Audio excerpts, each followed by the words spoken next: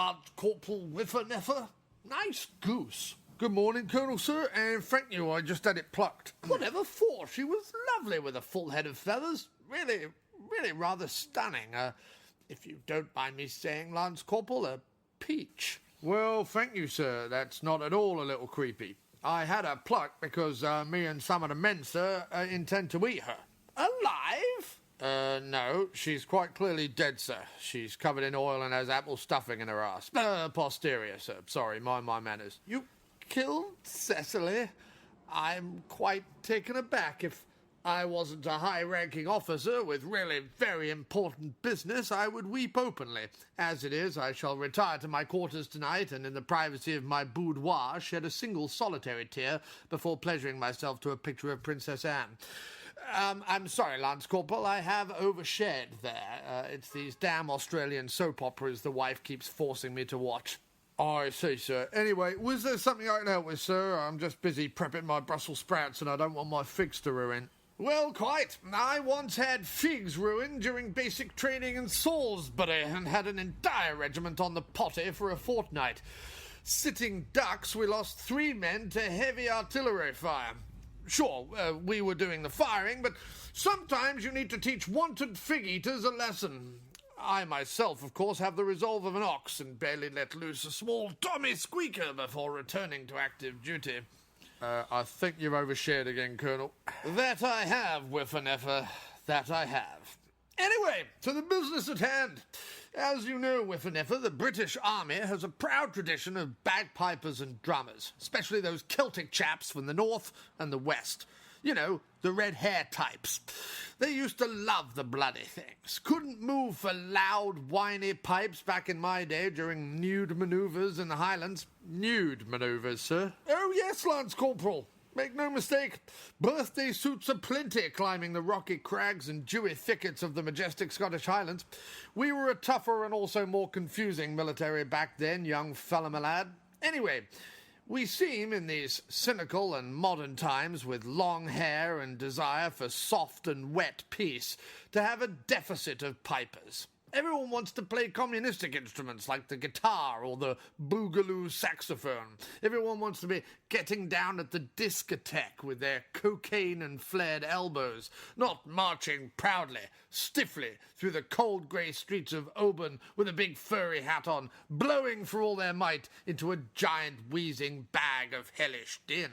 Right, sir, I can see the problem. What do you want me to do about it? Well, a lot of words are bandied about hand-to-hand combat or large guns, but the military is really nothing without its music makers. It's men, and now I suppose women, blowing defiantly into a sack through a series of complicated tubes to create a noise that sounds like an elk who has ruptured a spleen on a javelin. And so I need you, young, tiny baby Whiffernefer, to commission a team of chaps, or now I guess girl soldiers, to go and train at our fantastic piping academy so that the full presence of the British Army can be felt again in nations of people just minding their own business before we show up, take it over, stick a flag in the ground, put up some pictures of the Queen and play bagpipes at them. Well, I will see what I can do, but I do think that the empire-building nature of the military here in Blighty, sir, is now discouraged. We're more meant to go help the Americans defend their oil interests in the desert and, of course, save babies from tyrannical baby haters. Right, yes. Sorry, I must remember that. It's all changed since my day, sweet little soft-skinned Whiffernefer. But that being said, I want pipers, the Queen wants pipers, Leonard Rossiter wants pipers. Isn't he dead, sir? Is he really? My hat, I'm old. Rossiter dead. How is it that England didn't fall in his absence? That probably explains the lack of pipers. Where's the inspiration to pipe if you haven't got good old Leonard in a greasy cardigan saying double entendres to back you up, huh? Where indeed, sir. I mean, you can't expect a regiment to get behind photographs of Scott Bleeding Timlin or Gaz Beadle. Who? I don't know, I googled them. But hell, even Jeremy Beadle would make me think twice about wanting to learn the recorder, let alone the bagpipes. Although I suppose once fully inflated, you could cuddle a bagpipe on a cold winter's night. Oh, now you're thinking. And if you blew hard enough into the thing, you could use it as a flotation device. I love flotation devices. And if you covered it in jam, I suppose you could mount it and... Go no further, Lance Corporal. I am standing to attention and ready for business. You've found the very hook needed to sell bagpiping to a whole new generation of the army. A soft, placid, lazy, floppy-browed, wimpy generation of the army who need to cuddle bagpipes and get their jollies with Robertson's strawberry preserve, but an army nonetheless. The British Army, a proud fighting force that cares about its peoples and their carnal love of fruit-based spreads. I want you to put posters up, get a Forces radio jingle going, and start a TV ad campaign with Nigel Havers and John Nettles. I'm on it, sir, just as soon as I've buffed my spuds and glazed my parsnip. Don't you think you should finish preparing your vegetables before you do that, Whiffer-Neffer? Right you are, sir. I'll put my trousers back on then. And so a new regiment of fresh-faced pipers was assembled.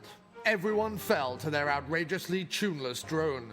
With the use of the ridiculous instrument, they brought peace to the Middle East, healed the rise of fascism in Europe, and even reunited America again and gave it back its sense of perspective and humor. Australia, however, was a lost cause. No one could seem to shake their love of soap operas, haircare products, and casual racism.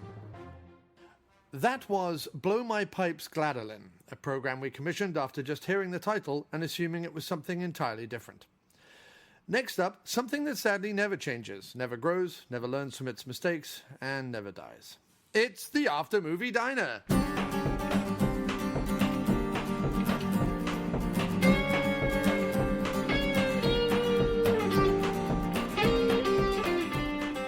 You're listening to the After Movie Diner with your host, John Cross. That's right, I am John Cross and not an insecure whelk named Simon who once had a trouser accident near Joan Collins.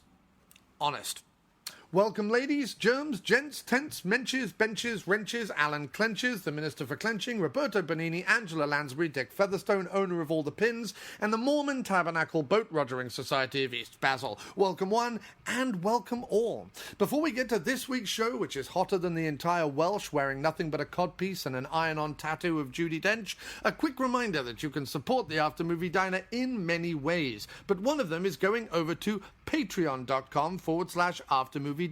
That's patreon.com/aftermoviediner and becoming a patron of the show. Just like Joseph Charlesworth, who's a fantastic supporter of this really very silly podcast. You can also make a one-time donation by clicking the Buy Us a Coffee button on aftermoviediner.com, just like Joseph Charlesworth also did. And you can click the Amazon.com link on our website before you do your shopping and bookmark that as your Amazon link on your browser so that every time you make a purchase and at no extra cost to yourself, Amazon slips us a few fluffy pixie coins, which Joseph Charlesworth may well have done. It just doesn't give me names on the report. Also, if you like music, you can go to miscplumbingfixtures.bandcamp.com, that's MISC, plumbingfixtures.bandcamp.com, and get yourself an album, which Joseph Charlesworth, to my knowledge, hasn't done, but doesn't really need to do considering he has done all of the other things. Every single cent for those albums, however, goes to keeping the website and this podcast afloat on this uncertain sea on a turbulent internet, part of a fractious world that may or may not all be down to the division created by the different pronunciations of the word schedule, but is most likely down to the fact that a group of you got together and decided to vote in an idiotic and insane sack of blubbery hate and filth in an ill-fitting suit and a boring tie who thinks it's perfectly reasonable to lead from his gold toilet while starting Twitter feuds like a pathetic tiny penis teenager. If you have no money, simply rate and review the show on iTunes or wherever podcasts are found. Now, without further flapping of my divisive and carefree mouthful organ, to this week's excellent episode recorded somewhere in a diner in New York City. Yeah, we have. We sat up there and you had the hazelnut pancake or whatever it was. Hazelnut pancake? You had a hazelnut pancake. I was listening to it the other day. It was when we did The Commuter. Oh, yeah. Okay. That was the last time we were in the Westway Diner. And we sat right there. I remember that. I was probably distracted by how boring the movie was. No. You were very eloquent about how boring the movie was. Well, we had good fun with that one. We did. Is there something more frustrating Yeah. than getting a movie, getting some money, right? And then getting Liam Neeson for your movie that you've got money, and deciding to make a fun B-movie action film with Liam Neeson in it and on a train, and somehow fucking that up. Yeah, they did fuck that up. So, before we carry on, dude, when you're talking, Yes. make sure this is peaking. Okay. Okay, so if it's not, either lean in or raise the volume. Lean. All right, hello and welcome to the Westway Diner. It's this episode of the After Movie Diner. It's a jolly fine evening. It is. It's nice out there. We got hockey. I can watch the hockey up on the screen, which I'm happy And about. I walked past a chap who was in a kebab shop. Yeah. And as I was walking past, he was like kicking something on the thing, and then he turned around and right in front of the window let loose a massive goal into presumably a bucket that he keeps behind the counter. Was that right now? Just Like while we I'm were walking? basket. Yeah. Wow. It was delightfully, gritty. I missed that, and I'm almost sad that I did. Yeah, it was pretty good. 9th Avenue, come to see kebab shop owners gone into a bucket. New York. It was pretty good. The authentic. good. Do you know what I realised the other day, dude? What's that? 9th of March will be my 10th year in New York City. 10th Really? year as a resident of New York City as of March 2019.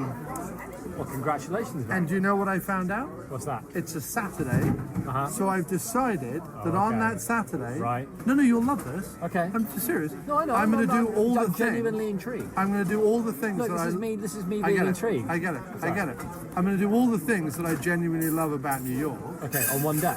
on one day. So I'm going to do like Central Park and I'm Okay. going to do the river. But then I want to do a movie in a diner. Not necessarily an episode, but definitely go to a movie with you and Kim and whoever else wants to join. And then do a diner Well, you know after. what we should do if we're going to do that? Because we always come down on Thursdays, I feel like we miss a lot of weird, interesting shit that happens on Saturday nights. Like, I feel like there's some cool movies out there, especially at the smaller art house cinemas, but they only play them on Saturday. They don't play them on Thursday nights. Right. Like, one of the reasons that our Hammer series was like hampered a little bit Right. was that all the best movies, Devil Rides Out, Taste of Blood of Dracula, etc., were all on like Friday nights or Saturday nights. Well, they were weekends, mate. Yeah, Weekends. Well, people go. You put your better But shows on I've the told weekends. you now, I've given you about 5 months in advance warning. Yeah. Oh no, March. What was it again? No, I'm busy that weekend. Busy Oh, that I'm day. sorry, mate. That is tragic. But how good does that sound? No, that does sound Do a really little walk around the park? Can I miss out all the bits up until the evening then? Yeah, of course. Okay, cool. Not that I don't want to. I know you have can your handle Saturday. an all day thing. See, what you have to understand, ladies and germs, germs, because men aren't. gentlemen. See, what I did there was men aren't as good as ladies, so I Well, called us. that is true. I well, called in our us case, germs. we can only speak from our own experience, And we are And in germs. our experience, Yeah, women are better than us. right. Also, People are better than us. people are better than us. No, Because no. we Hang on a don't second. really qualify as people. Hang on a second. Yeah. We okay. do not Right. negatively impact the world. Don't we? I mean, aren't we a part of the amorphous mass Well, that's I slowly mean- eating the planet? No. We Us are a too? bit. Yeah, we are a bit. A small part. We support local businesses. We do. That's true. We are. I had walnut pancakes. You That's got what I walnut? had. What? Hey, not That's hazelnut, what I had. walnut. I I had told you. walnut pancakes. See, it's all flooding back to him It's now. all this coming thing. back to me, mate. It's all coming It's back. all coming back to me now. He's like, what ridiculous thing? Where are we? What's going on? What ridiculous thing did I eat last time, ladies and Who are gentlemen? you? Fucking pancakes with fucking nuts in Could them. you bring me my waffles? I want my waffles. pancakes with nuts in Can I them. have nuts in? I Could I want have nuts in it. I nuts, want nuts? pancakes, but I want nuts in them. Nuts in them. I've got to have nuts in my pancake. Nuts to your fucking Nuts pancakes. to your pancake. Take your pancakes away. And nuts Your off. filthy, nutty pancakes. Tonight on the Filthy Nutty Pancake Show. So last week, people who listen will remember that I was singing the praises of my co-host, Mr. Jim Wallace. Thank you very and much. urging everyone Yeah, that's to very follow kind. him on People Twitter. did. People they did. did, right? Yeah, they so did, yeah. we got you, what, about 42 extra followers? You were under 100, now you're over 100? Yeah, I was on like 80 something. No, because Now you're I'm up to on 145 I'm now. up to 145, yeah. So we got but I'm saying it right now on the show. We didn't get enough. No. Not enough people. Not nearly enough, mate. I'm only going to stop when I get to 200. Based on how many people listen to the show, and I already have those figures, we didn't get anywhere near enough, and I'm very disappointed in everyone. So feel your shame. However, Right. although I will urge people to go follow you at J_E_A_Wallace, WALLACE. Right. Just go to After Movie Diner and find him. I tag him in all the things. While I will urge people to follow you, you did leave me waiting tonight 20 minutes. I did. You did make me look like a big stupid idiot on the sidewalk. Well, that just happens when you stand still. Right. I mean, if you stand still for long enough... A hobo made his house between my legs. But that's the problem, right? The And problem is I don't mean as him soon by- as you I stop mean- moving... I mean, he used my large, voluminous trousers as some sort of But this is my point. bum tent. Hobo tent. The problem is not mine, mate. The problem is if you stop moving Yeah, for for 2 any consecutive extra time, seconds, yeah. you look like a tramp's I house. do. Do you know what I mean? I do You look like look. a tramp's house. I do look like a tramp. If you kept moving, you wouldn't be a tramp's house. I'm gonna gonna get- That's the name of my biography. if I don't stop moving, I look like a I tramp's house. look. No, if I stop moving, I look like a tramp house. Yeah. They'll probably shorten it to if I stop moving. If I stop moving, Do you know what I mean? Done. Fucking marketing. Do you know what I mean? Yeah. Ruining the spirit of things. If I stop moving, ... Tramp's house, question mark. And maybe an emoji of like someone Yeah, throwing you've got to up appeal on to the a kids, mate. dog. Right, but it's not. You've got to appeal to people who Got only to speak in appeal. emojis. I'm going to have some very weird things tonight. But I'm going to have weird things too. it's going to be fun. Let's have weird things together. Okay, cool. So you were officially, so yes, he left me waiting outside, which does, like a tramp's it house. takes some of the shine off. I was spat at by businessmen who thought that I was some sort of vagrant. Well, some sort of wastrel. Democrat. Oh some yeah, sort of or a liberal, Democrat, yeah, some sort of Some sort of person. They were like, while we're out here, he stinks of empathy. what I was trying to do was exploit the disenfranchised and needy so that I could sell more Adidas or Nike trainers. He's trying to steal the money he's trying to out of my steal- pockets with his taxes. With his taxes and his beards. Yeah, with his taxes and his needs and his health. There I was going around trying to exploit Black Lives Matter and Me Too and the poor and babies just so I could sell more It's sneakers not that. It's and just make more money. it's not. I don't think it's specific exploitation. It's just they don't look too carefully at who they're throwing on the fire. Right. That's warming them. Right. At night. Well, Do you know what I I don't still- really want to know what they're. I don't want to know what they're called. These people that I'm burning for money. Yeah. Right. I don't care. Yeah. Don't tell me. No. Shut up. Yeah. And just Done. put more money in my Done. pockets. Anyway, all that aside, I do want to let listeners know Right. that you are listening to the only, I'm going to go on record here, Okay. the only podcast Yes. Yes. that massively preferred Yeah. Hunter Killer to Halloween 2018. Yes. Yes. Yes. Every other I would podcast absolutely. was like, Halloween 2018, let me excrete gross fluids from my body all over you in pleasure and delight. And we were like, fuck you, Halloween 2018. We are going to go next door and watch Hunter Killer. We're going to go next door and watch loads Hunter- better. Loads better. Loads better. Loads better. Loads better. Loads better. There was a point in the movie, right, even though it's like, you know, I mean, it's hardly the greatest film ever made, but there was a point in the movie where I was sitting there going, I'm enjoying this like an indecent amount. Right, no. Do you know what I mean? It's appealing to this. I didn't even realise that this lowest common denominator submarine fan lived in me, Right. but he does. He does. And he was really happy. He does. But it was, I tell you why, it was because it was, it followed like the kind of Where Eagles Dare formula. Yes, it was very which is old-fashioned that way. Yeah. Meaning, It's the first time I felt like this is what my it would be like to be my dad watching World War II movies when he was like beginning to creep into middle age. Yeah. See, that's why war films. When I first looked this up, I unfortunately managed to sneeze past a couple of reviews for the film, most of which were trying to be like, well, what's the political ramifications in 2018's Russian and American with a female president in the movie, and what about Putin? There was a lot of that going on. I'm like, it's literally a tale of daring do that you could tell probably any time between. You could replace the Russian president. Could be the Egyptian president. Could be any president. Doesn't matter. Hi, very good, sir. How are you? Ready? Yes. Can I get the veggie quesadillas? Jalapenos or no? I'm going to skip the jalapenos. Thank you. And can I also get a cup of English breakfast tea? Lemon or milk? Milk, please. Thank you. Top. And I would like your chicken fingers. French fries or no? No, could I have the baked potato, please? Cream or butter? Butter, please. Okay. And can I have that with Swiss cheese and bacon on the baked potato, please? Okay. Thank you. A man who knows what he wants. Drink is what about? No, I'm good. Thank you so much. Top.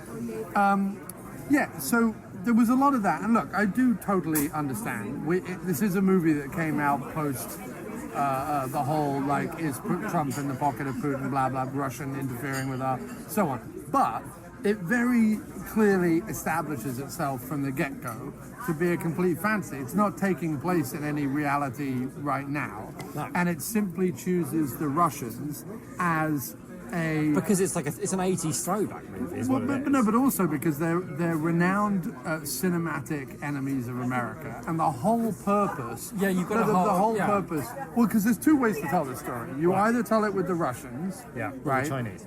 Well, you need someone who's got as much of nuclear capability as America. Like, that's the thing. It's like we're getting dragged into this thing together, and it can't be stopped. But the Chinese, mainly because of economics, are not normally the bad guys in America. No, I agree. No, I'm with you on that one. Because they have to sell the movies to China.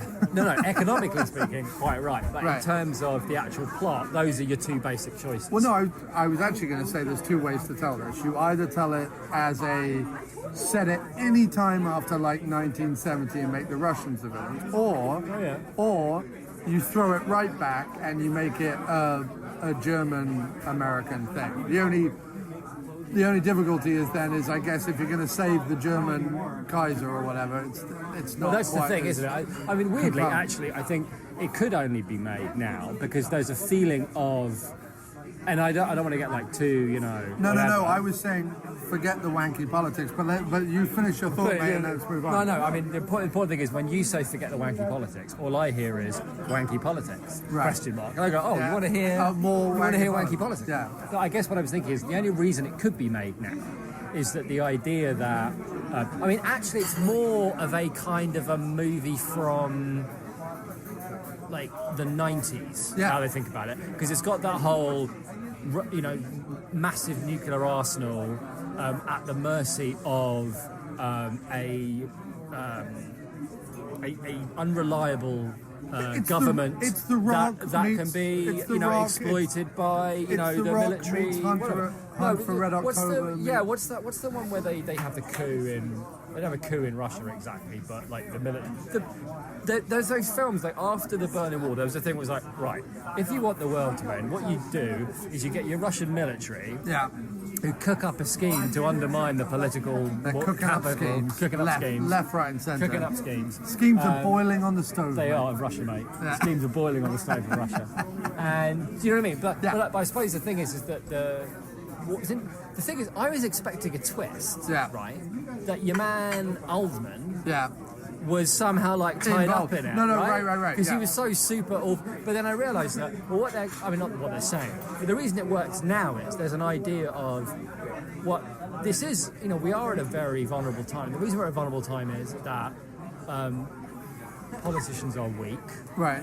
And are vulnerable to extreme elements of their own, countries, and their own bases. Yeah. And in Russia, that's the military. Yeah. And in America, that's it's the military. military. I mean, I didn't want to go. I didn't want to. I don't want to either. No, but I wanted to say is if people are going to go see movies, which they should, we're saying that right up front. don't go see Halloween. Honestly, Yeah. don't go see Halloween 2018. No. Instead, either rent or buy Halloween H2O. And when you've done that, then go see Hunter Then go see Killer. Hunter because I want to see Hunter Killer too. Right. Hunter a Killer. Hunter a Killer. Hunter a Killer. Yeah. Hunter Killer 2. Yeah, with Butler's back. Butler's back with more hunting, more killing. I had no idea that I could watch an entire film where, like, the charisma of Gerard Butler Yeah. is what they're hanging the whole film on. Yeah. And weirdly, Yeah. he was fine. He was totally. Well, also, I totally bought him I as kept- his character as well. Right. Well, I kept wanting to slap that. This is the thing, right? Everything they wanted from me. Right. Like, they wanted me to, I hope he slaps that cheeky, Yeah. XO, and I hope they come through it. Oh no, all the emotions they wanted, I completely felt them. Even Of though course. it was all, it was. No, but and it was funny because I was. It did exactly what I was talking to you about Right. before we went in the movie, which was before we went in the film, we were talking. You had subsequently watched Halloween H2O, and I'm not Yes. going to harp on this point, but like, someone had asked me, Andrew Morris had asked me on Facebook. Good guy, it wasn't an aggressive thing or anything like that, but he was, I was being vocal about certain things and certain trends that I'm not liking right now in movies and things. And he was like, well, what is it you do want? Which is a fair question. Totally fair fair question, Andrew Morris. Fair question, mate. And my response was very bad. It's like, look, make it at least moderately entertaining. It doesn't have to blow my socks off, but make it moderately entertaining and understand what makes a film moderately entertaining, right? So understand, like, peaks and troughs and raising tensions and bringing them back down and all the rest of it, right? Secondly, give me a smidgen, like literally a smidgen, of a group of characters that I can, like, reasonably care about. Yeah. And then, and by the way, none of this is like, oh, I demand excellence every time out the gate. That's not what I'm saying. Quite the opposite. Nobody could describe what was happening in this film as excellence. No. And then lastly, Just like well-polished competence. right. Lastly, understand a little bit about a plot that's going to get me from A to B in my cinema seat and give me some, like you say, emotions and feelings. And even though, whatever. right, all the way through the movie, I knew exactly what was going to happen. Right. I was right at the end. I was going, I'm oh my bored. god, how are they going to? They fired the missiles are heading right for Right, them. right. How are they going to get? So, and the reason why I can watch, for example, almost any... There was even like a little bit of an inner cheer, like Yeah, at of the course, end, of course. right? Any 80s or 90s action movie, even though they roughly have the same plot or the same whatever, is if you do that plot well, the plot that was a Western plot that became like a sci-fi plot that ended up being an 80s, 90s action plot, and you build the tension well, and you tell that story well, and you fill it with like characters, and the odd one-liner that doesn't like annoy or grate, then you've got me. Like, you really have. And Yeah. I agree with you, And mate. what's incredible about Hunter Killer is that it does exactly that in the way that I was saying beforehand. Everything that Halloween H2O does. Halloween H2O by no means is a good movie in terms of like the grand scheme It's of not a horror films. groundbreaker. No. But it does exactly what it needs to do. Yeah, it's what you wanted out of that particular Out movie. of that, well, not just out of that movie, but out of the story that needed to be told about Right. Laurie Strode Right. as an adult, right? Right. Halloween 2018 did none of those things. No. Like, it thought it did all of them, but it did none of No. them. So that's so Yeah. so. It talked about them in press junkets afterwards more than it did them in the movie. Oh, 100%. With Hunter Killer, on the other hand, I have to preface, I'm a huge fan of Olympus Has Fallen and London Has Fallen. I just thought they were both really, like, yes, Olympus Has Fallen is Die Hard in the White House. But if you've seen White House Down, which was was it Emmerich who did White House Down? Yeah. Who is normally very I reliable. normally like Emmerich or whatever, but like it was so bloated and so ridiculous, and had like the little girl running out with the flag and all that. Yeah, it wasn't very good. But it But it was also it didn't have a lot of weirdly- energy. It was right, not a lot of energy, and it was also weirdly PG-13. Whereas what was nice about Olympus Has Fallen is it went straight for the hard R. Like when the The Koreans word attacked. nice is a curious. Meaning, No, I know what you mean. sometimes- But what was nice about it was all the blood and the violence. But let me explain. That was this. nice. Let me explain. It's like watching Expendables Fun. 1 and Expendables 3.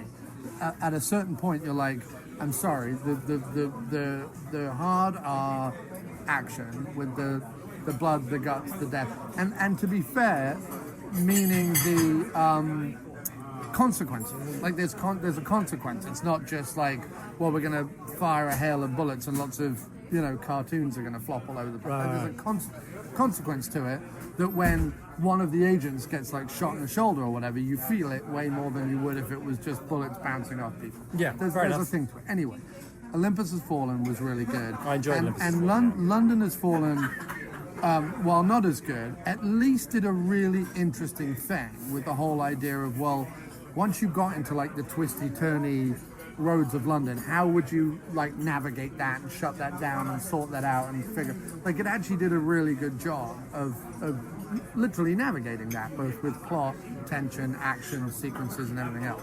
I think they're very solid. And I was not a Butler fan prior to those movies, and I'm a big fan of those two movies. And they are movies that he himself is producing and kind of, I probably at least like looking at the script and like, hiring the writers or being behind like some idea of what the thing is. And I don't feel, I feel kind of in the same way that Statham is. Yeah, sure, there's a little bit of ego there, but at the same time, his ego is not derailing the film. Like, especially in this one, Hunter Killer, I felt like your man, the English guy who was playing the American guy, Stevens, he got to basically be, like, in an ideal world, I'm sure Butler would have played both parts. Like, he got to be the Butler on the ground, while Butler got to be the Butler. The reason I like the Alabama guy so much, even though he's played by, like, I mean, a guy who's almost consistently typecast as, like, upper class twat. Yeah. I love you went upper class twat, I went foppish twat. both are fine. Both are very But give him a accurate. beard and like make him like the grouchy, seen it all soldier or whatever. And the way he played it, he just had like a constant twinkle in his eye. Yeah. You know what I mean? And it was so immensely pleasing. Yeah. Just to spend time with him being like twinkly-eyed, like murderer. Well, the thing to say about this is, and I don't know exactly where it was made, but 99% of the cast were either English or European. I knew it was because it has this the guy who was the captain of the submarine that got sunk right at the beginning.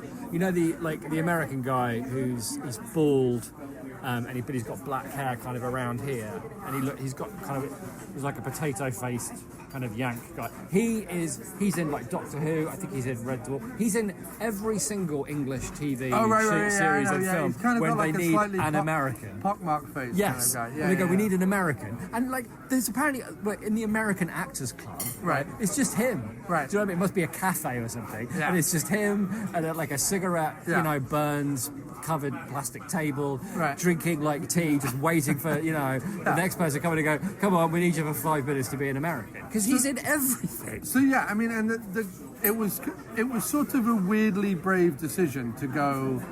Well, let's tell this like big American versus Russian story when actually what we've got is a bunch of Brits. And a few smattering of either Eastern Europeans and or Russians. I think the main guy who played the captain of the Russian sub, this was actually his last movie. I think he's passed away now. But He didn't look well. I think I mean, was he had a face, but I he didn't think he look was well. a fairly famous Russian actor. I think he is actually Russian.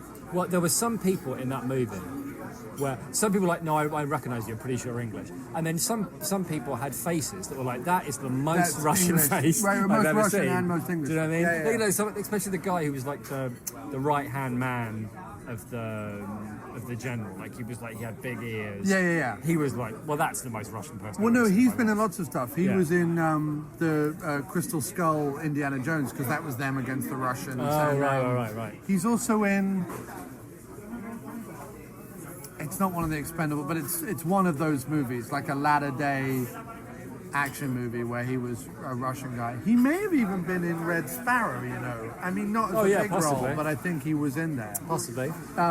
The only other guy who is also the Russian in everything, he wasn't in this movie, but he's in most things, is the doughy-faced, rubbery-lipped guy who played the... Yeah, he was in Armageddon and he's in fucking everything. He played the landlord in Raimi's Spider-Man trilogy. Yeah. The father to like the gangly bird that like Peter has a somewhat. Oh, that's right. Yeah. Veggie quesadilla. Yeah. Thank you very much. Lovely. Thank you. I had the baked potato and the chicken. Thanks so much, man. Great. That Thank looks you. amazing. Oh my god. So yeah. So what this movie does then, if good action films Yes. require a ticking bomb, ticking clock, a countdown to if our heroes don't do this by the time this happens, Thank you very much. then we are all up a certain creek without a paddle. It was all. You know what? The hook of this one is if Butler and his crew and a ragtag band of like American mercenaries, basically. Well, they're supposed to be like They're soldiers. They're like black ops soldiers or whatever, but they're like they're good, also but they're a bit- not. But they're not. They don't come across as like a highly trained. They come across as four guys who were nearby. right, Is kind of the thing, right? right. But also, I think a little bit like I don't know how to describe it. If, for example, had the four of them been played by four members of the Expendables, you would have gone, oh, okay, that makes sense. And they were all really good too. They were all really They were all really good. led by Toby Stevens. Is his Toby name, Stevens, yeah. who I've always loathed because Yeah, I've never liked him. he's the bad guy in the worst James Bond film ever made. The world. What was the last one that Brosnan Die did? Another Day. Die Another Day. That was it. And he's awful in that. Yeah. He looks like he looks like Rick Mayall in Alan Bastard or whatever. He looks like that. But so sorry. Back to the plot. Butler's first command as a submarine captain, although he's like been on submarines his whole life. Him and his crew and a ragtag band of American soldiers on the edge have to save the Russian president from a coup and convince the world before the Russian president is killed that they're not starting World War III. Right. So literally the ticking time bomb in this movie is if they don't succeed, nuclear war will happen. Yeah. Like it's not a case of it might happen; it will definitely happen. Yeah, it's really well put And together. it's not like The Rock, where it's like, well, we have one nuke pointing at San Francisco. This is literally two of the largest nations on the planet. The only two superpowers kind of left, really, will be at nuclear war, That was the intriguing thing about. So on the one hand, you've got, which is pretty high stakes. but what they do really well is Aside they've got from the, Arnie against the devil, I can't really think of any other. That's true, that was pretty Anyway, good. yeah. the way it's done so well is that on the one hand you've got the guy who's like orchestrating the coup, the Minister of Defence, who's actually in charge of the coup, and he knows, and he's very short. Who had the cheapest military outfit I've ever seen in a big movie? Like his outfit looked like a Halloween Russian soldier outfit. Like it really did. Anyway, carry on. And he, all he's doing is just basically banking on the fact that as long as somebody kills the president, then we're fine. And there's so many ways that can happen. That's what's so great about it. So you go, well, of course they'll rescue him, but after they rescue him and they're like, going down the side of the building, whatever. Okay, well, there's guns pointing at them. Oh, they're shooting at them, and now they're chasing them in jeeps, and they've nearly caught up to them. But oh my God, they just like it was constant, like just a hair's breadth away. And if the president dies while being rescued, then it's nuclear war. So again, it's not just like oh no, if the president. So constant menace. And then on the other side, and it doesn't work. And this is why kudos to Butler for I don't know calling in a favour or something. But without Oldman. On the other end. In other words, if you had another nobody, like the Russian guy was like a nobody, at least as far as I was concerned. Like, if you had another nobody just like yelling about, oh, we've got to do this, we've got to do that. I think it wouldn't carry as much weight. When you got Oldman going, you know, we've got to do this, we've got to do that, and it all sounds like, not just like, I mean, it sounds kind of vaguely evil, but there's more weight to it somehow. It feels like he is a force of nature. He's like representing this unstoppable But I need, actually found- you know what I mean, to like... It might have been written as shouty American general will take us to the brink of war because that's what generals do. But actually, the way the scene went with the NSA woman, Linda Cardellini, Common, who is the naval officer... And they were all excellent. Excellent. They were given hardly anything to do. But And there was so Oldman. much like presence and charisma. and Oldman, Yeah. all talking to the president. You felt Oldman's position be like you understood each of their positions. There wasn't a point where I was like, oh, look at Oldman trying to like start World War III on his own. He was correct. Like, if World War III is going to start, let's be on the right side of it. Let's not be on the wrong side of it. Which is, yeah, it's a militaristic take, but it's an understandable 100% Right. take on it.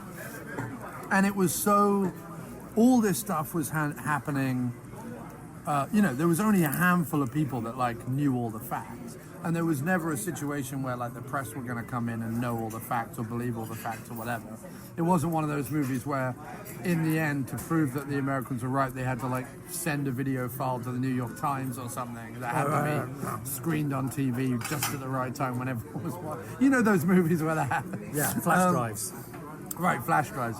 This was a movie where, you know, even right at the end when like the Russian president was in the sub and Butler had him and everything seemed fine and da-da-da-da-da, Oldman says, you know, if this destroyer shoots down the sub, how does everyone know that we didn't just kidnap the Russian president? Like, it was really... It was, and that his line, you didn't just start a war, today you lost it. It was like, well, A, that's a brilliant line. B, also true. Right. And this is what I mean, is that... No, there's nothing in this movie that's necessarily going to blow your socks off. No. And the pacing at times is slightly dragging, but not to any massive complaint. But it was actually surprisingly well written and surprisingly well acted. And what I liked about what Butler's production company clearly did was they went, with all the effects we have to do in this movie, and with all the like stock footage they had to use and various other stuff, who reasonably are the best actors we could get at this kind of level with this kind of money? And I feel like they went after them. You know what I mean? None of them, I mean, outside of Oldman and Butler, none of them are real like A-list. No. But they all played their parts really well. And I was actually watching the movie and I was like, yes, you could recast this with any number of people if you had limitless budget. But for the budget they have, and for all the things they had to do with the film, I think they did it from a production standpoint really well. Yeah, you're right, because what they went for talent rather than looks. Right. They didn't go, well, we can't get who we want, so let's just try and get the best looking people available, which is often what production companies will do. Right. So they went, let's get the best talent available. And there was a real proper, like, there was chemistry between Butler and I don't know what his rank was, not the XO, but the black guy who was like I don't know, chief of the ship or chief mate, I don't fucking know. But he was pretty important. Was he like the navigation officer? I don't know, but you know what I mean? Like, there was chemistry between him and Butler. I actually thought Butler... He was really well. He was Really? pretty good. Sorry. He was pretty good. But like, it was chemistry between him and the black guy. There was chemistry between Cardellini and the Admiral, right? Between the NSA, right. Yeah. But there was like proper chemistry. And it was just And it was really fun to watch. It was the right side of cliche. I never felt like any of it got to No. like really cliche things. And I also really liked that the story wasn't, because the nature of the story, which is where unless we all band together, the world's in a shit state. Unless these two renowned enemies put their differences aside and look at themselves as soldiers or as politicians or as whatever, none of us get out of here alive. Because of that, I read other things in reviews where people are like, well, of course, it's typically chest thumping. And I'm like, actually, it wasn't. I didn't feel like that at all. I didn't feel like it was like only America can save us. It was like they were the ones that were there. That was it. That was all it was we were here. Right. You know what I mean? It's a lot of what Bond films used to do. Where it was like, the reason that Bond gets sucked up into all these things is just because he's there. Right. Like, Bond's greatest gift as an agent, right, is not that he can sleep with whoever he wants, or that, he's lucky, but it's mainly that he knows how to be in the right place. Well, America's looking in this, in this country, yeah. Bond's off in Jamaica or whatever. Like, he has a gift of being in the right place and just stumbling into things, and that's what this movie was. It's just they happened to be that. Right. That was it. I didn't get any sense that there weren't like fluttering flags or none of that. The honour of our country and blah blah blah. It was all like, this is a fucked up situation. And we have to forget all of that shit. If anything, it was a movie about forgetting all of that shit. Right. And trying to, stop a crazy person from getting what he wanted. Right. And if anything, I sort of saw the Russian Minister of Defense, the coup guy, more as the Putin figure, if you were going to make any kind of comparison. Not that would hold up, you know what I mean. So no, I really enjoyed it. I also thought that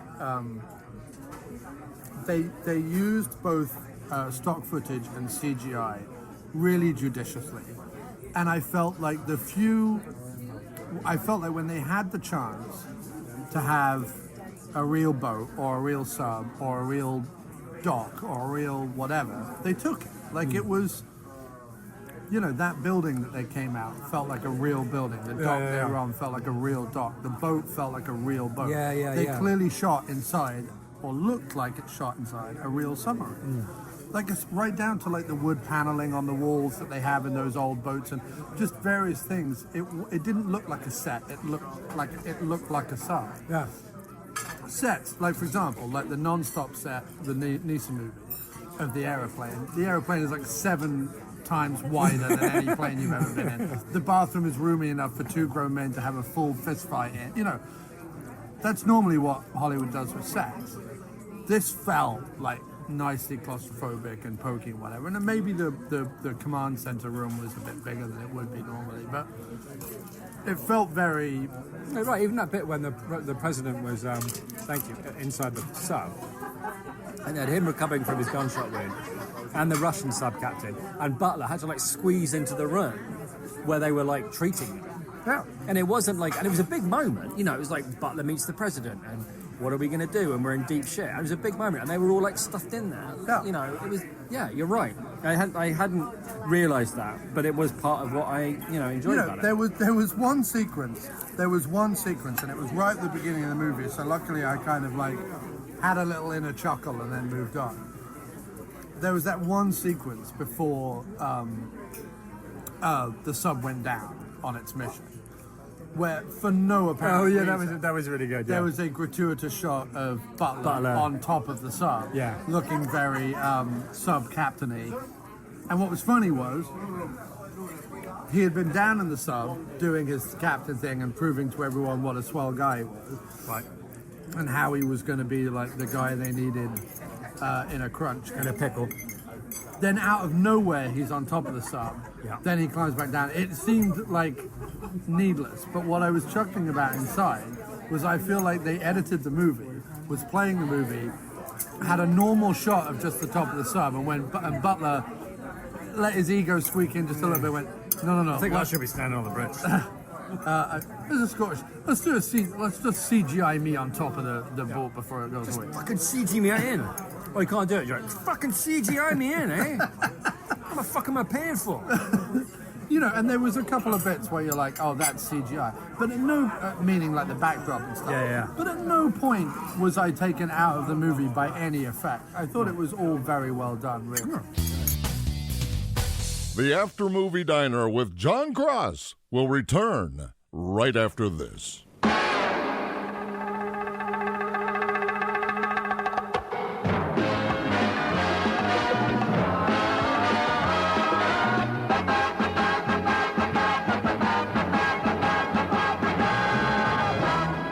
week, this ad break is simply to remind you of the new album MO75 from the fantastic new band The Big Heist, who are taking a small corner of the internet by storm. You can find the album MO75 Vol.1 on Spotify, Amazon, Google, YouTube, CDBaby, iTunes, and wherever music is normally found. Listen to it, purchase it, rate and review it, stroke it, but not without permission or payment, and enjoy it. MO75 Vol.1 by The Big Heist, one of the very best top 5 albums of the 21st century. Volume 2 and Volume 3 will be released before the end of the year, so keep an ear out, won't you? I've got several contingency plans and all right. We're about to have one heck of a night. I said, all right. We're about to have one heck of a night.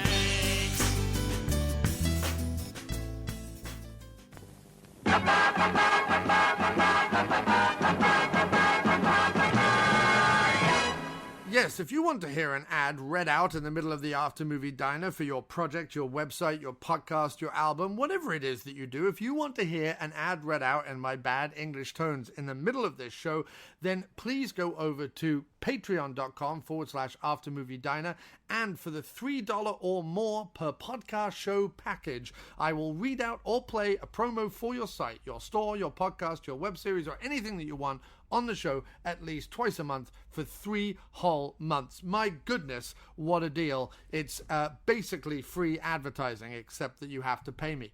You also get an After Movie Diner mug worth $17, a thank you and a mention once on the show. So why don't you go ahead and do that? Our announcer, Spike, will tell us how. You're listening to the sweet sounds of the After Movie Diner. Support us at patreon.com/After Movie Diner. Or I'll punch you in the teats. Rate and review us on iTunes, Earthling. I think my favourite thing about it was there's a lot of, actually, let me rephrase. I really love submarine movies, right?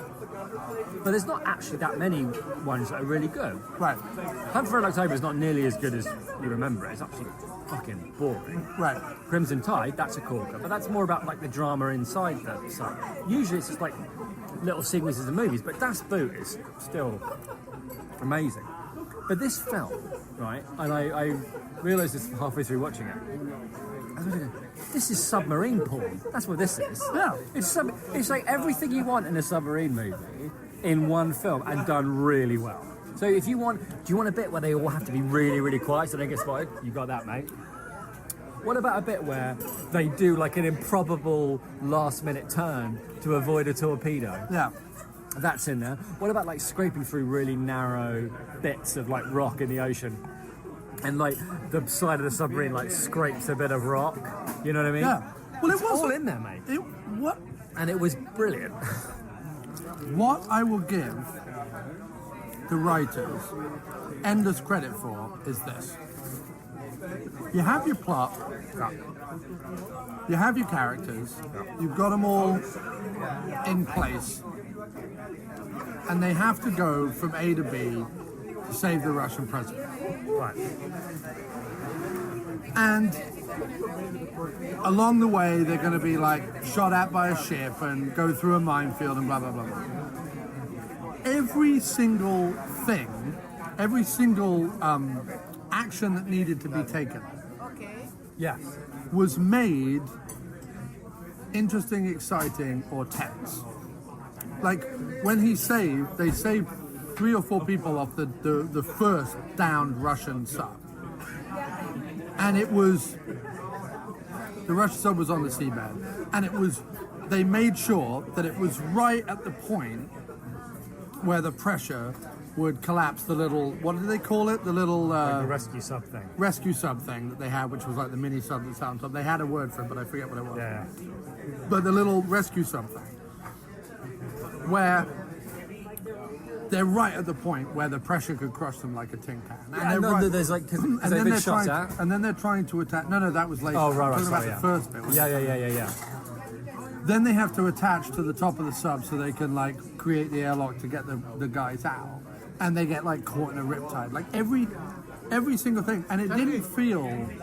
They didn't do it in such a way where you're like, all right, get on with it. Like they did it in a way where it was just tense enough. Yeah, I agree. Yeah. Where you're like, oh, they've got that bit done. Great. Okay, he's on board now. And then Yeah, when he's yeah. on board, you've got Something else. something else Yeah. that happened or whatever. Well, because that was the only bit that was a bit ridiculous was when they get them off the thing. It's like, treat them for hypothermia. And they go in, and like the next scene, he's fine. And you're like, I don't know if there's a magical like injection drug where you can go, well, I had hypothermia, but now I seem to be doing that's true. peaches. But part of it was the pacing that you're talking about was actually the ingeniousness of not having them have to move the president too far. Like they rescued him, and there was a big gunfight where they rescued him. And at that point, like that happens with, you know, and then they've got to get him in a car, and they've got to drive a long way, and then there's a chase, and the whole thing gets strung out. Whereas instead, they get him to, like all they've got to do is get him from a building by the edge of the water to the water and onto the sub. And that bit was pretty tense because every single step of the way, instead of there being like a quiet moment where, oh, they've got away in the car, oh no, now they're catching up, and you like ramp up the tension. You know what I mean? Like the tension is like up until they go away, and then they like drive for a bit, and then they see somebody, so the tension goes up again. And, you know what I mean? Like rising and falling thing. It's just like they get him out of the building, and then it's non-stop tension until they get him on the sub, and he's like, then you get a few minutes, to breathe. And it's like, oh, and now they're firing missiles at the sub. And also, it was all logical too. It was all, of course, they're just going to keep doing everything they can. There wasn't any let up because that's how it would go. And also, in this ridiculous scenario, they didn't squander their surprise hero moments. There No. was really only the sniper in the tree there. which was fucking cool. Which was because amazing. honestly, and again, I didn't see it coming. I mean, I in my heart, obviously I know everything's going to work out. But in that moment of the movie where they're like pinned down by, thank you. Can I get the tea? Lemon and lemon. No, thanks. Well, this is a first, listeners.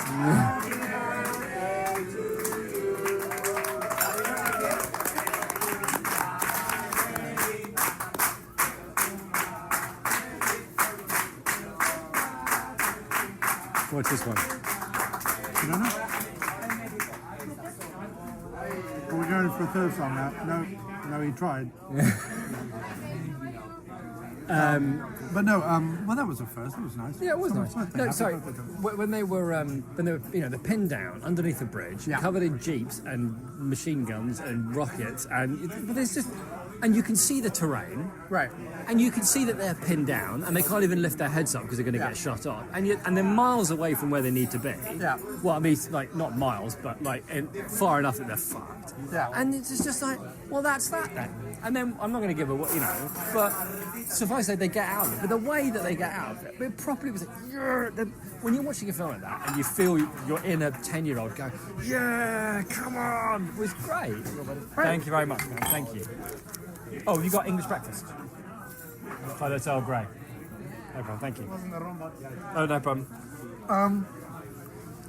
Yeah, so it didn't squander those moments, and it just. I can see the writer sat in front of the script and going, I've got to get Butler from here to there. What could be in his way? Right. Right?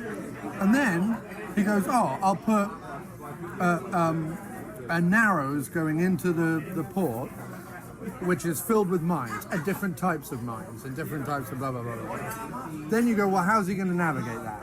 All right, well, that's a perfect time for us to, like, bring in the other Russian captain and see if they can, like, work together. We give a little scene where Butler, like, gives them a talking to, which is not over raw and not over patriotic or not over, And no, not like, overwritten either. overwritten. That's great. Thanks so much, man. Thank you. Cheers. You appreciate the scene. You go, okay, that makes sense. Then Butler's like, well, okay, I guess that's not worked, so I'm going to go crack on.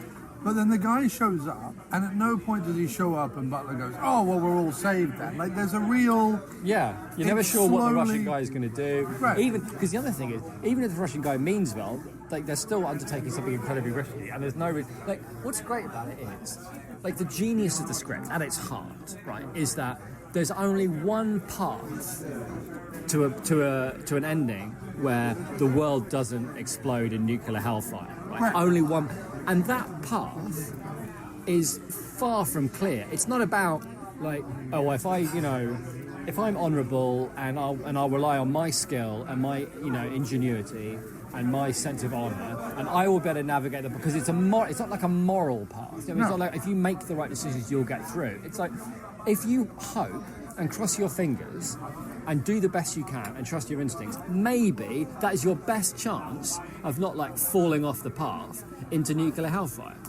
Right. And it's like 3 mile long path over pure nuclear hellfire that you're walking. Right. With like huge gaps in it that you can't. I mean, it's just that was what was great about it. Was it didn't have anything to do with people's skill, Right.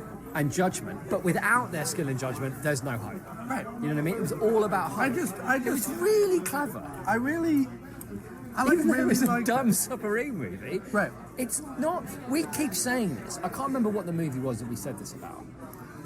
I think it might have been Rampage, actually. But the point is, it's not actually easy to write an entertaining, dumb film. No. Because most of them are just dumb. Right. With bits in it that are like quite entertaining or whatever. And the reason they're dumb is that the people who make them are dumb. But in order to make like an appealing, what's the word I'm looking for? Mass appeal. Right.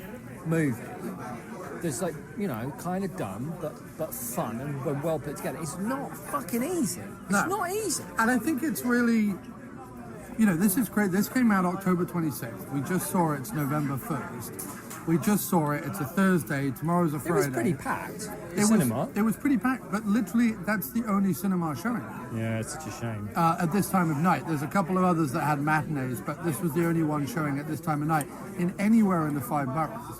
And then I imagine if it hangs on another week on 42nd Street, I'd be surprised. Yeah. Like, I imagine if it does at all, it'll go down to like maybe 3 screenings a day and only at that 42nd Street AMC. So I kind of like, we were looking through a list of movies that are out at the moment. Right. You've got the Harry Potter prequel thing, which I don't know, it just is never going to be for me, and I don't even expect it to be. That's fine. I quite enjoyed the first one. That's fine. You've got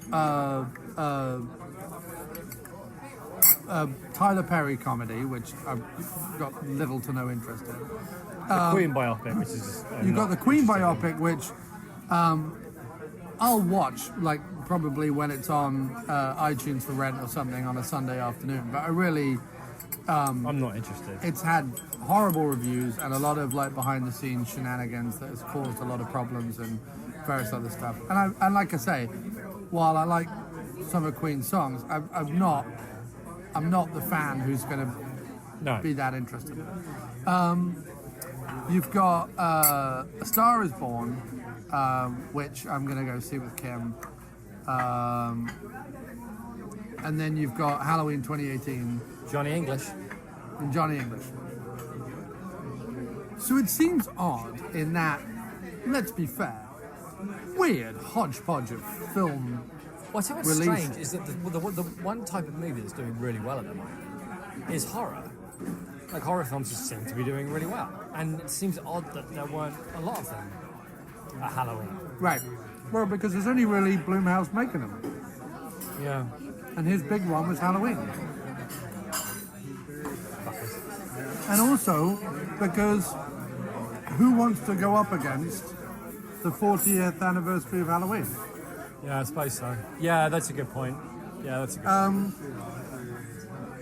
So in terms of like big blockbusters, I find it sad that there's not room for a hunter-killer in there to have a bit more longevity than a couple of weeks at... Yeah, it's a shame because it's the kind of thing that would do... But I mean, I don't know. It's the kind of thing you used to do well on DVD, isn't it? But I have to say, its biggest letdown in terms of audience, its biggest drawback in terms of audience is the American-Russian thing. Meaning that a lot of reviewers who, now I think about it, either didn't watch the movie or watched it and didn't understand it, went in with the preconceived notion of we don't like Russia and we don't much like America right now. Like they went in with that preconceived notion of everything that's going on. And I'm like, when it comes to action movies, you really can't bring politics into it. No, it has to be about, because that's the whole point of the movie was everything that happened, everything good that happened, all the chances that were taken were down to, and that's just kind of interesting. And again, something to be said for like the world now, right? Was that it was about forget, this idea of a higher loyalty to your country or a higher loyalty to the, to whatever, to the chain of command. Butler was threatened with court-martial by the XO. The Russian guy in the ship at the end was threatened with a gun to the head.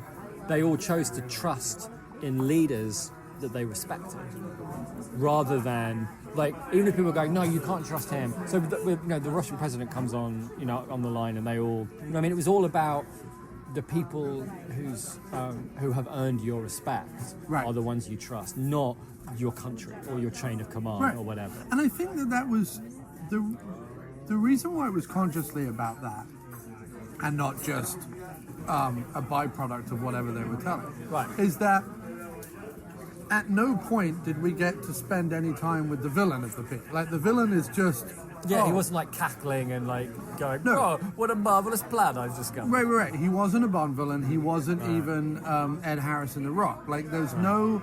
Is Ed Harris in The Rock the worst bad guy in the history of action cinema? In terms of annoying, the most annoying bad guy. Oh, stop moaning, would you? Get on with it. Yeah, maybe. He totally sinks that film. It's a great film, don't get me wrong, and I love it. But every time he comes on screen, it's you're in a different movie. Yeah. Ed. We're all having loads of fun, and you're sitting in a corner moping. Yeah, well, he has to be the guy who's going against his own country. I know, but it's a bullshit part, don't get me wrong. I'm just saying, I'm not saying it's Ed Harris's fault, I'm saying it's a bad character. But I think that, now, I don't understand how a reviewer could come from this movie and go, well, the present climate sinks it. Because it's not about, if anything, it's an answer to the present. Yeah, I agree. And I don't mean and again, not in a flag-waving, chest-thumping way. Not in an overt way, not in a way where... What I liked about it was about boots on the ground, people in the subs. It was about at best, the working or middle class infantry or soldiers or naval officers. Yeah, it's about people with experience, not people from. If anything, it was about. They made a big point about Gerard Butler didn't go to Annapolis. He's worked his way up through the ranks and all the rest of it. Right. So it was about, and that wasn't. It wasn't about being anti-elitist necessarily, but it was about the idea of you trust people who've done stuff. Right. It wasn't just because you went to a school you think you're big and clever. Well, maybe he did. That wouldn't be the point. But it was the easiest way to make the point that he knows what he's doing, and therefore people trust him. Right. Because he knows what he's doing. Just like Beardy guy, Stevens, it was really clear that he knew what he was doing. This is why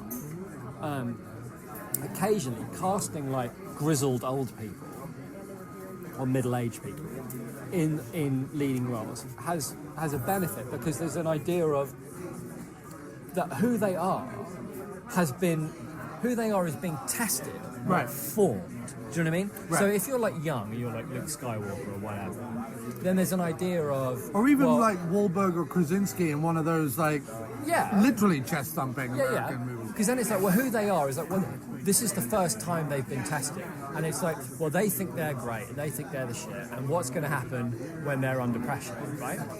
But with the grizzled guys in Butler and Stevens in this one, it's about they have experience, and so the point about it is not will they come through it, the other side. It's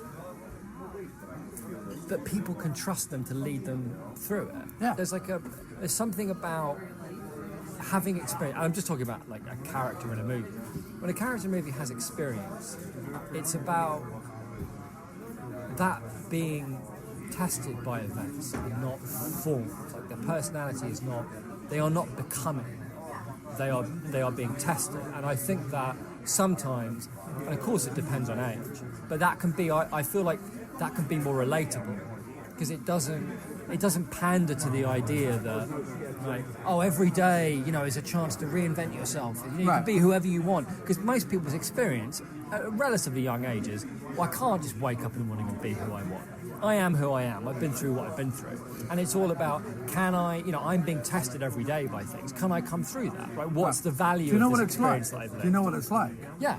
It's like being on the 266th episode of a podcast or being on the first episode of a podcast. Right. By the time I've sat opposite you 100 times or whatever, your patience has been tested and it's able to come through. And therefore, I'm grizzled.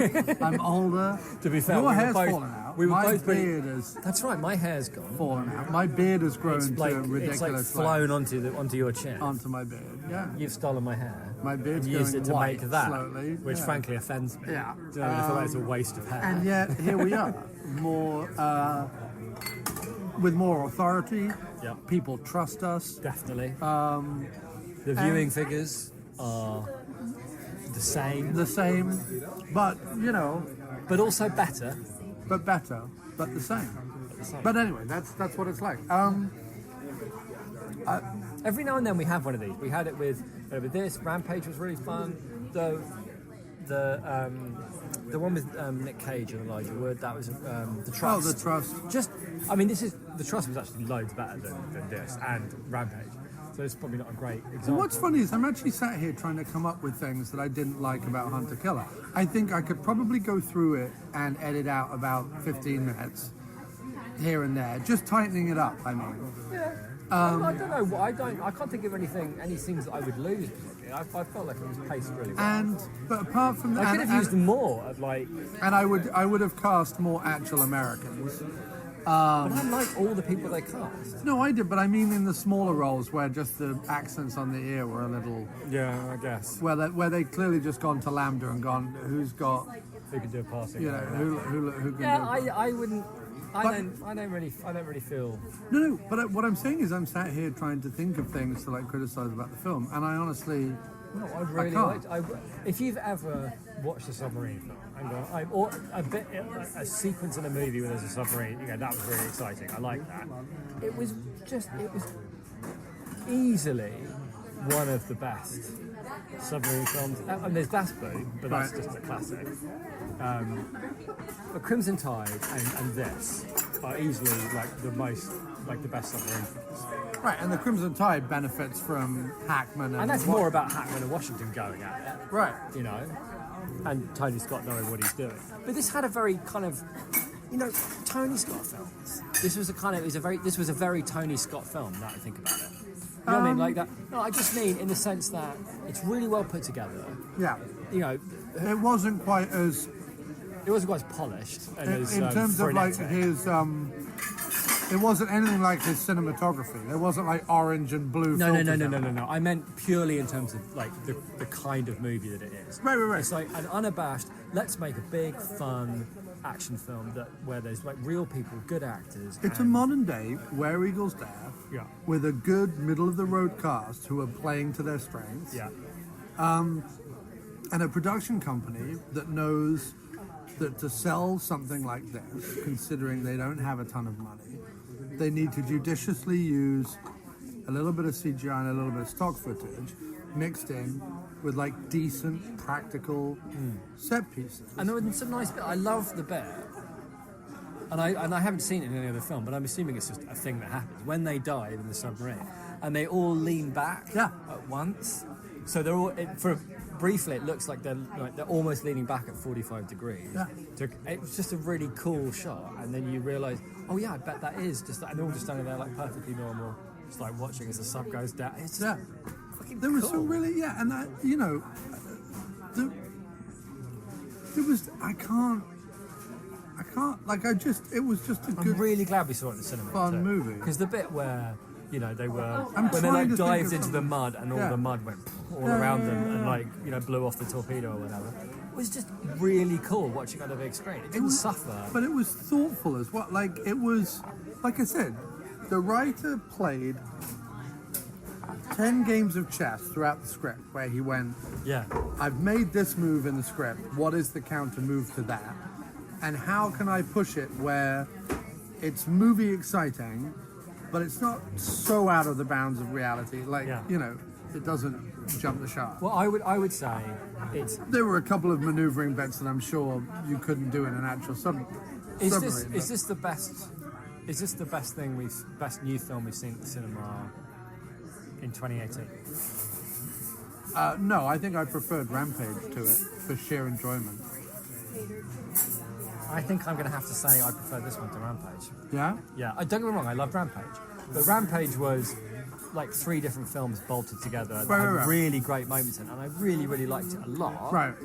But I felt like there were lots of bits of Rampage I could lose, and I I'm started sure I've to seen enjoy other it, stuff. and then the longer it went on, the more I enjoyed it. The trouble with- like us. No, the trouble with November, by the time you get to November, you forget what it is that was 2018 and what was... to answer that question, I would literally have to go back. Well, and I think look we at should what go was- back, because I don't think I've enjoyed a film, a brand new film, and we've seen, I really, really enjoyed Sunset Boulevard and that, the old one in the Roxy about the cop. Right, yeah, the black and white one. No, that was Oh, great. and That's exactly what I wanted. the one with Bronson and Coburn, the Walter Hill one, that was really good. Oh, so good. Yeah, but like I'm talking just like brand new. Is it gay, maybe? Sorry? Is it gay? Oh no, we're all right. No, I think we're good. We're all good, thanks, man.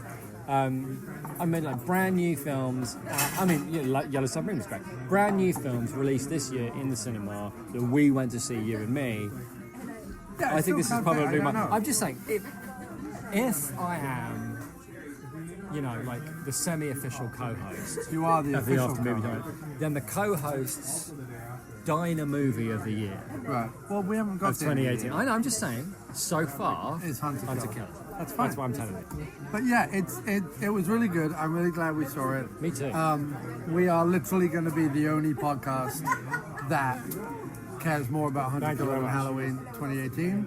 I think the reason Which for I'm that, more than comfortable with. me too. I think a lot of stuff plays into that, and I think preconceived notions is a big part of that. I think that a lot of people went into Halloween with a certain buoyant excitement that wanted something out of the movie that was different than what we were expecting, and they got that from the film, whatever that was. Either they haven't seen a lot of slasher films, so for them it was perfectly... I just think they just wanted, like, the cool bits of slasher films. I think there is a feeling that while these kinds of films are popular amongst a certain type, pigeonholed certain type of viewer, which I don't believe because I'm into them, but I wouldn't consider myself I'm not a jingoistic, militaristic, flag wave anybody. No, definitely not. But I think there was an assumption made about this movie that stopped people going to see it or stopped people liking it. And I think that they didn't, from the reviews I've read, the professional reviews I've read, in inverted commas, they clearly didn't understand the film. Because I don't know how you can come out of the movie and say it's incredibly chest thumping and it's bad for this particular time. Like, it's just telling a story. It's not really, it didn't even say like 2018 sub blah blah blah. There was no reference. The and president also, was yeah, completely different. Just like we said, it was a story about how respect for people that you respect for your leaders based on their actions Right. is more powerful than politics or country or like structures of government or leadership. It's about trusting people because of who they are and what they do. And how nice to And have. that's a message for 2018. How nice to have an action movie that dares for you to have empathy for the supposed villains. Yeah, agreed. Yeah, it was. I really enjoyed it, man. I really did. It was very good. And so let's wind down the show Wind it down. with. I was going to Taking throw it this up down. front, but we organically went into. We did because we were so talking about enthused Hunter about Killer. it. No, I was. I was just, like, Yeah. again, I don't know. I make no apologies for being enthused by No, I Gerard make no Butler's apologies submarine either. movie. I may get- even get a T-shirt printed that reads, "I make no apologies for being about enthused by about Gerard Butler's submarine movie." Yeah, I find I'm definitely like weighed down at the moment by. I think the way people talk to me about the Halloween film, especially, bothered me because I feel like we were very clear, and I think that this idea that I'm just a willful hater of things means that I've been misunderstood, because I think that I'm very expressive in how I explain why something doesn't work. I don't think I just. So anyway, that kind of bothered me. But I'm sorry, man. Well, I'm glad I was with you so that I could agree. Yes. You know? So. What we watched this week. What we watched this week. The public wanna hear us speak about what we watched this week. Oh, don't tell me you don't wanna hear us speak about what we watched this week. I won't believe ya if you tell me no, you don't wanna hear me speak about what we watched this week. What we watched this week. It's a jingle. I wanted to maybe. We don't really need to do it this episode, but I wanted to start a segment because I've been watching a lot of horror movies and Well, things. I was looking forward to this, and I'll tell you why. Because I wanted to know if you had ever seen Urban Legends.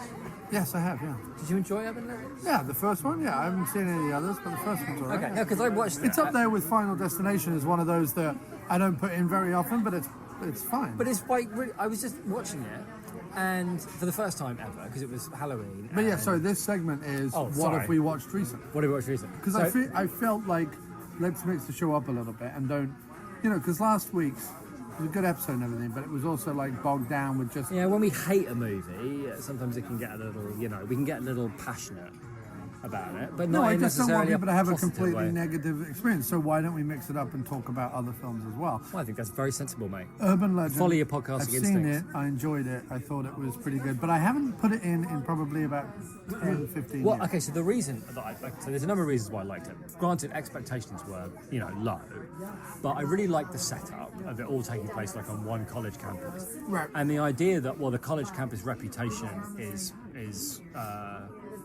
being damaged by this idea. They managed to commit the murders that you could just about write off as, well, maybe that's a suicide, or maybe he's a practical joke, maybe he's gone missing. So you could rack up the body count without making the whole idea of it all just happening in one, far off location Right. unrealistic. Yeah. And having the dean call it going, listen, there's some panicky students here, you can safely ignore them, whatever. That was real too. So you never had the option of calling the police. I at think any the only point. thing that bothered me was the reveal of the killer. I think that's probably not. Well, that's true, but I guessed who the killer was Right. by halfway through the movie, which was fine.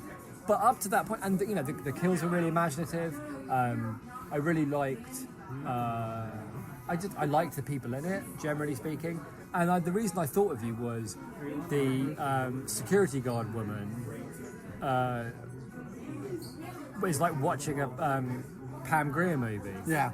On the TV, practicing with the gun and talking along with the dialogue. And before she goes out, to do something daring, whatever, she looks Yeah. at the Pam Grier poster and feels strong. And I Yeah, thought, yeah. I wonder if he's ever seen it. I just thought it might have been something slept under your radar or Yeah. whatever. No, it's funny. But So it's a good one.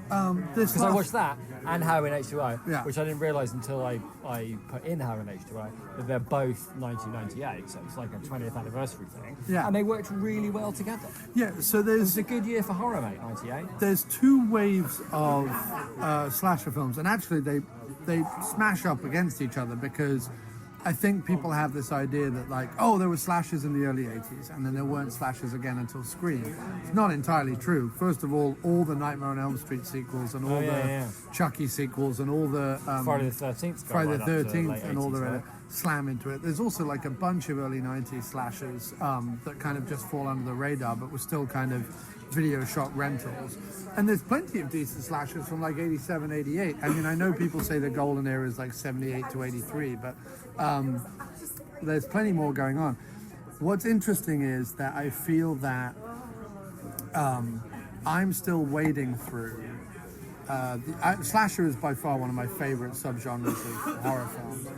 It's probably that and zombie film. If I'm going to be on the record of anything, it's probably that and zombie films as my favorite two subgenres. I'll watch anything. I like psychological. I like monster movies. I like sci-fi horror and stuff. But zombies and slashers for me are just a very nice, simple blueprint. And if you do them right, they're super effective. And I equate them to 12-bar blues because there are a million songs that are written with just those 12-bar blue chords, but it's who's playing them, what you're doing with that, how you lyrically find a way through those things. It's not necessarily about the chords you're playing, it's about what you've done with them, and it's the same with those films. And I'm still wading through a lot of the 80s ones, and I think at the moment I'm still drawn to those because I lived more through the 90s ones, so I still have like a fairly decent memory of the first time I saw Scream and I Know What You Did Last Summer and Urban Legend and those ones. And also I feel like there's a slight grittiness and what's the word, subversiveness to the 80s ones that isn't quite there in the 90s ones. And I also feel like I'm looking forward to a few years from now rediscovering the 90s ones in the way that I'm rediscovering the 80s ones now. Like I kind of want to leave it a bit and then go, but it's funny looking up slasher lists in the last couple of weeks since I've been back from my honeymoon. I've been trying to catch up on horror frantically because it's Horror-tober, so I managed to get 18 watched in like 9 or 10 days. The list of which you can find on my Letterboxd under After Movie Diner, and I've also posted it in the After Movie Diner and Dr. Action Facebook group. But there were a couple of 90s slashers that were like on some of these rare and underrated slasher lists that I found. That does sound good. Cherry Falls is one that I'd like to rewatch. Matt Farley talks a lot about Valentine, which I just saw is getting like a Blu-ray release. I never saw that when it first came out. And the Urban Legend, the first one I liked enough to maybe like visit some of the sequels. I think there's like 2 sequels to it, I think. All I know is I think because I watched it on Showtime, and I think they also had Urban Legend Final Cut. There was one of the things I liked about it was it had that knowing 90s thing. But in this case, it was used kind of effectively because they had a bunch of like horror people, old horror actors in it, to kind of make you think which one of the horror actors Right, Is it Robert Englund? Is it Brad Dourif? It was, that was kind of fun. And then right at the end, because Teresa said to me, "Oh yeah, that's the girl that was in the one of the girls in the movies. Like, oh, she was in the Noxma commercials." Okay. And right in the final scene, they say, when they're like recounting the story as if it was another Urban Legend, they go, "Oh yeah, I heard it was the girl in the Noxma commercials." Huh. So it was like a little reference to the fact that the person who was in the story. So it was like a really weird, but it was kind of fun. It was like a little knowing thing that when they do that right in the 90s, like in Scream, it can be really effective, I think. Well, I saw in the last 2 weeks 3 movies that I'd never seen before. I was aware of 2 of them from their poster/cover art, but I'd never seen them. And the third one, I think I'd vaguely heard of, but had never even seen it. And they are the Boogeyman, which was also released in the UK as the Bogeyman, spelled with 1 O. The Bogeyman, Bloody Birthday, not to be confused with Happy Birthday to Me, which is a different slasher, and The Last Horror Film. And very quickly, The Bogeyman is interesting because it's a slasher film made by a mad German who's trying to ape a little bit of Halloween and trying to ape a little bit of the Amityville horror films, and instead comes up with something completely interesting and completely bizarre, which is sort of, there's a ghost slasher who lives in a mirror, and when the mirror is broken, the shards of the mirror can unleash the ghost. It's completely weird and completely brilliant and very like mad and gonzo. But what's nice about it is, it has a fairly slow beginning and you're not quite sure what's going on. It seems very standard and normal. Actually, no, it doesn't. It opens with a sequence where you're like, okay, it opens with a really transgressive sequence where you're like, oh, okay. and it goes to a place where you're like, okay, that's disturbing. Then it cuts back to like a very slow build. But once it starts to build, it does not, talk about not letting up. Like once it starts, it does not let up. And it just piles on weirdness after weirdness after weirdness in a strangely super pleasing way. So I can strongly suggest The Bogeyman. I think I found it on, if it's not on Amazon Prime, it's on Tubi TV, which is a free app you can get for Roku. Get it on Roku, I think. That and Apple TV that has thousands of movies. It has like 10,000 movies or something on it, and they're all free to watch. And they have a commercial about every 20 minutes. Yeah, it's not that And the bad. commercial is like 15 to 30 I've definitely seconds got long. used to, because we've got like on demand at home, and you okay. Did you ever see that Russell Crowe breaks his wife out of prison movie? What was it called? The Next 3 Days. Yes, I really enjoyed it. Yeah, right? Super good. Yeah, I remember the reviews being well sniffy when it came out. Him and Elizabeth Banks. Him and right? Elizabeth. Yeah. And I was sitting through it because it was the one. This one. Doesn't Neeson play like the old grizzled? Yeah, and he's only in yeah. it for a bit. You go, it's decent. Yeah. But I was watching. This is really, really good. Yeah, super I fun. really, The Next really 3 like Days. it. Yeah, I enjoyed it. I was just. Yeah. Anyway, it's one of those films where I like because on demand is different. Like Netflix feels like sometimes it's like a forest of stuff, but on demand for like TNT or FX, they have like 10 movies. Right. You know, and normally they're all pretty good, and most of them I've seen. Every now and then you go, oh yeah, you know, that's what Hansel and Gretel Witch Hunter, Right. Next 3 Days, stuff like that, where I wouldn't in Netflix go, because there's like other stuff out there that's Yeah. either like weird Yeah. that I want to try, Yeah. or I know I'm going to like that, or crap, you know what I mean? But on demand stuff can be like, well, that's a kind of, you know, that's got like 50% on Rotten Tomatoes as well, but it's like a B minus. But like, it might be my kind of thing, and then I've consistently enjoyed it. Yes. So I kind of like watching stuff like that. But Tubi TV for my horror movie watching proved invaluable. Yeah, like, I there can were see that. so many good movies on there. Like I can't urge people enough to download that app and put up with the ads. Like literally, what happened was I would watch the movie. When the ads came on, I would check my phone, and by the time I'd looked at Yeah, it's Facebook, fine. I'd It's go just back like and how we used to watch TV. It's fine. yes, but without this, especially when you've got the counter in the corner that's saying you've only got 30 seconds, it's less annoying than sat there That's with true. whatever you The only time it's also bad- in TV, there's something like 15 minutes of ads in every like 40 minutes. Or No, it's 35. 50. It's about 50 minutes. Well, it's between 12 and 15 an hour. Right. It's a lot. Whereas on in this movie, there's probably 5 minutes max Yeah, in a yeah, yeah. 90-minute, 2-hour movie. Yeah, yeah, So really enjoyed that. The Bogeyman, check it out, Tubi TV. Then Bloody Birthday, which I think is either on Prime or Tubi again. Super weird film, super transgressive. 3 kids are born exactly the same time under a solar eclipse, and on their 10th birthdays, basically become sociopaths. With really, first of all, the kid performances in it are, I mean, amazing, incredible. The places the movie goes, you're just like, wow, wow. They did a movie where 10-year-olds are doing slasher kills and like shooting people in the head and doing various other stuff.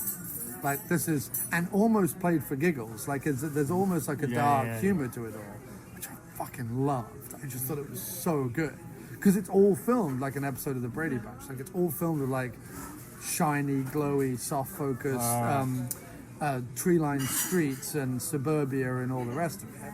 And amongst it, you've got these 3 kids, and they're not like Damien from The Omen. They're not like evil kid. Like they're what a sociopathic kid would be. Like there's no emotion to them, but the way they play is so good. So that's definitely like if you ever want like a kind of a mad trip of a slasher film, that is well worth viewing. Cool. And finally, The Last Picture Show. So, the last horror film. Have you ever seen and/or heard and/or aware of a movie called Maniac by Bill Lustig, Yes. made in New York with a character actor who had been in like Rocky and Godfather and various other things, Joe Spinell, in the lead role? Okay. Joe Spinell is a right odd-looking bugger. He's a big, lumpy, fat, lank-haired Italian-American guy with like a sleaze mustache and pockmarks and mad eyes, and is permanently sweaty on film. Like, it's just, he's not afraid to be sweaty on film. But he's a really engaging actor. And he did this film called Maniac, which has kind of become notorious because it was a video nasty and it's got a lot of like gruesome kills in it. It was filmed on the streets of New York and it's very gritty and da da da da. Well, a few years after that, 2 or 3 years after that, he reunites with Carolyn Monroe, who was in Hammer films, but she's also been in, she was a Bond girl. And yeah, she was in the Vampire Hunter one. Yeah, I think. Dark hair, Yeah. very beautiful, but not a good actress, No. particularly. But she's fine. So they team up again, because she was also in Maniac. They team up again to make a film called Captain The Last... Kronos. Kronos, yeah. They team up again to make this film, the last horror film. And Spinell was very involved in the writing of Maniac. I don't know how much he was involved in the writing of this, but it's essentially like Maniac reborn. But it starts in New York. He plays a sweaty, deranged cab driver who has a very unhealthy fixation with Caroline Monroe's actress character. She plays a famous actress who is also famous for horror films, but is getting noticed and given awards for her performances in horror films.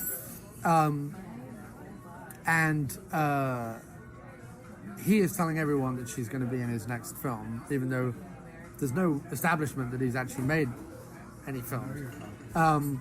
He decides to fly to Cannes, which is where she's going to be accepting an award and doing various other things.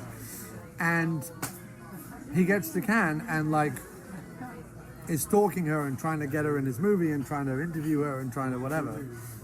All the while, someone is killing off everyone around her producer, her husband, her agent, blah, blah, blah, blah, in a series of gruesome ways. You assume it's Spinell. The person who is killing them is filming it, so there's like that aspect to it. Spinell is also like following her and filming her and whatever. There's like weird dream sequences where Spinell pictures himself as this like impresario character with a big robe and a white hat and a white suit, and they're all laughing. Him and all the people who are slowly being killed are all in this dream, like laughing at the real Spinell, who's like greasy and hunched over and dirty shirt and stuff like that. Like he's laughing at himself, like it's his consciousness going back and forth. It's all filmed in Cannes on the hoof, like totally guerrilla style. So I suppose Caroline Monroe was like a big enough star that if she walked into the crowd of paparazzi, they would all start taking pictures of her. But like, it's literally, the director just had like the camera on his shoulder, like filming all this stuff going on. They get away with some absolute mad, there was no permits or anything. They get away with some absolute madness. Some real like sleazy, gonzo sequences in this film. Spinell is an absolute delight. The gore effects are actually surprisingly good. It's got a completely mental ending. It's got a whole nice, even though it's fairly early, it's like 83, I say it's 82, 83 it was filmed. It's got a really nice, and that's a year before even the Video Recordings Act comes out in the UK. It's got a really nice discussion about the effects horror films might have or not. Do they, don't they, but all filmed in a really like greasy, subversive way. And it was I didn't think I was going to enjoy it. Like I thought I was watching it and I'm like, okay, all right, this is kind of like Maniac again, but with some little artistic tweaks. But it kind of built to a place where I kind of fell in love with it. It was a super entertaining, mad film. And in terms of like three of the weirdest and yet still great slasher films that I've seen, those three are very high up. Well, no, thanks, man. I think that's those are some good tips. I will definitely, they definitely sound really interesting. And I love the idea of the Tubi TV with, well, just lots of old weird horror films. Because one of the things I really love about Shudder, for example, is that it's got loads of really weird old horror films on. And Prime, I have love to it. say, Amazon Prime really, and I don't know if they did this in the lead up to Halloween or not, but they really, really stocked up on like super mad. They basically bought, back when Troma used to also distribute stuff and not just make it, they basically bought like Troma's distribution catalog. And they distributed like Graduation Day, which is an old slasher from the 80s. They did last horror film, the one I saw on Prime. They did a whole bunch, but like it was weird. I was watching a whole bunch of slashers on Amazon, and they all started off with the Lloyd Kaufman, Michael Hurt's Troma thing. Right. They weren't Troma movies, but they were distributed by them. And good for Amazon doing that, because like there's some real gems on there. I mean, Graduation Day, it's a take or leave, but it's if you want a quintessential Prime slasher watch, Graduation Day you should see. Well, good tip, man. Thank you very much. So yeah, Thank you very much for I having had me. a really good 2 weeks of horror films. Yeah, that sounds grand. Well, the horror that I was that I am watching, in the midst of watching, I don't know whether you'll like it or not. I don't know how you feel about it, but we're watching The Haunting of Hill House. Everyone's The Haunting of Hill telling House. me about that. It's really good. Is it? Yeah. All right. It all depends how you feel. Did you ever see that Netflix horror film about the deaf woman in a house that's basically made out of glass, like being stalked over the course of a night by a killer? No. It's really good. And the guy who directed that did Hill House. He also did the one about Thomas Jane and a woman who adopt a kid, and the kid's dreams become, like when he falls asleep, and whatever the kid dreams, like manifests itself in reality. Oh, And then it also turns out so do his nightmares. And that was really good. And that was him too. And there was another one that he did, but I'm not sure I've seen it or not. all Netflix, huh? Yeah, but The Haunting of Hill House, we're 5 episodes in, and yeah, it's really good. I mean, it all depends on how you feel about like modern horror and haunted house films, but me and Teresa are loving it. Great. Well, we've had nothing but praise about it from Yeah, people I it's genuinely really good. trust. Yeah. And Kim's a big haunted house fan, so I'll give it a try. I will give it a mate. try. But yes, well, thanks ever so much. That was a jolly nice episode. Yeah, it was Really lovely. enjoyed Thanks very that. much, man. Thanks so much. All the best. And don't forget, if you're listening, despite him occasionally being a bit of a bastard and leaving me on the sidewalk for 20 minutes, follow Jim on Twitter at J_E_A_Wallace. Or you could just go to jawallace.com, and my Twitter's on the bottom of that page, and all my stuff's there too. Or go to aftermoviediner.com No, jawallace.com. Okay. And with that, goodbye. Thanks, man. Well, if you've made it to this point in the podcast, good luck to you. Fantastic. Well done. I hope it all heals up. Anyway, to play us out, it's The Big Heist with the title track of their new album, MO75.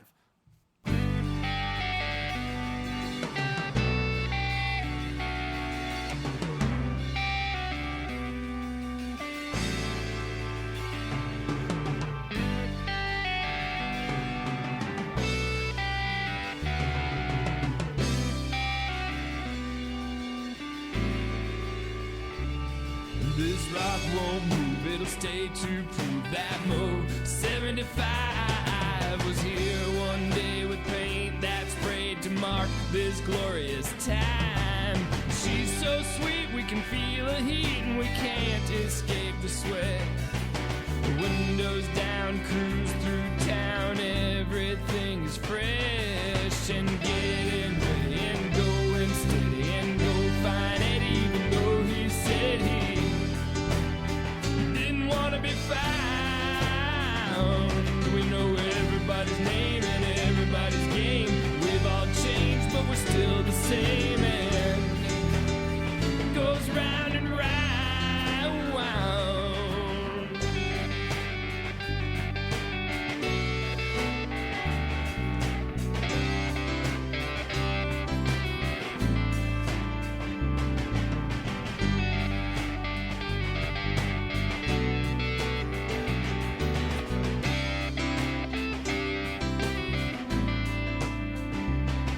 this rock won't move. It reminds me of you taking MO75. And the dog that barked all alone in the dark, still happy to be alive.